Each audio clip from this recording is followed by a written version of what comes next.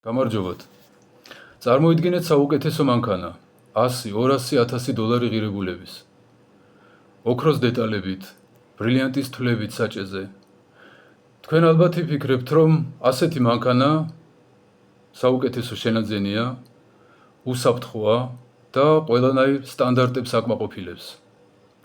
მაგრამ თუ გაიგებთ, რომ ძღოლი, ვინც ამ მანქანას ემსახურება, არის ფსიქიური პრობლემებით.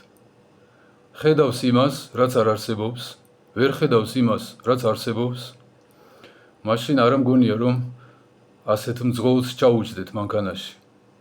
ნამდვილად გირჩევნიათ ჟანგიანი ავტობუსით დაბრუნდეთ სახლში, ოღონდ უსაფრთხოდ.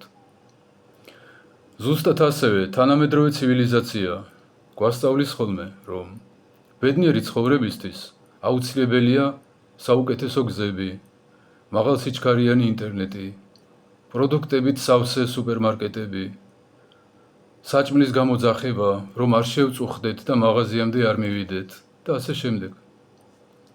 მაგრამ თუ ადამიანი, როგორც ამ ყველაფრის მმართველი, თავის თავში ატარებს პრობლემებს, მაშინ რა ფასი აქვს მანქანას, ოქროს დეტალებით, თუ ეს მანქანა მეხრამში გადამაგდებს. ღმერთმა ადამიანის შექმნა სუფთაა. ევასთან რომ მივიდაო ეშმაკი, ვერ უყურებდაო სახეში, ისეთი ბრწყინვალება გამოდიოდა ამ ადამიანიდან. მაგრამ ვნებებით დაბნელდა ადამიანი.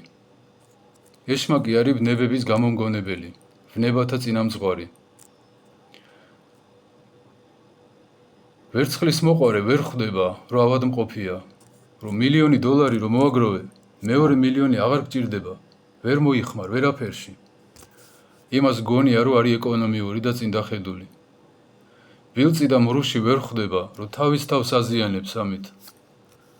გონია, რომ არის ჯამრთელი. ამპარტავანი ვერ ხვდება, რომ ავადმყოფია, რომ ეშმაკის მსგავსია. იმას ეჩვენება, რომ თავის ღირსებას იცავს. როცა ეს ღირსება ძალიან დიდი ხნის წინ აქვს დაკარგული. ადამი და ევასგან წამოვიდა კაცობრიობა. აი როგორც მდინარის სათავე რომ მოწამლოთ, მთელი მდინარე საწამლავია. არც დასალევად გამოდგება, არც მოსარწყავად. ჩვენ თავს არ უნდა ვენდოთ ხოლმე. უნდა სახარებით ვიცხოვროთ. ღმერთმა რო თქვა, რომ თქვენი ცხოვრება არ არის იმაზე დამოკიდებული, ფული რამდენი გაქვთ. ესე იგი, ჩვენი ცხოვრება არ არის იმაზე დამოკიდებული, ფული რამდენი გვაქვს. და ასე შემდეგ.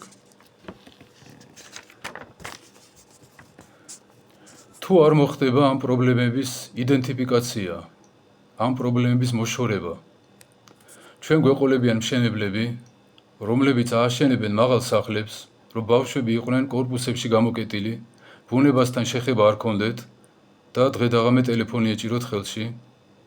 ჩვენ გვეყოლება ექიმები, რომლებიც ფულს იღებენ და ვერ მკურნალობენ, იმიტომ რომ ფასადია მთავარი, ლამაზად გაკეთებული კლინიკა.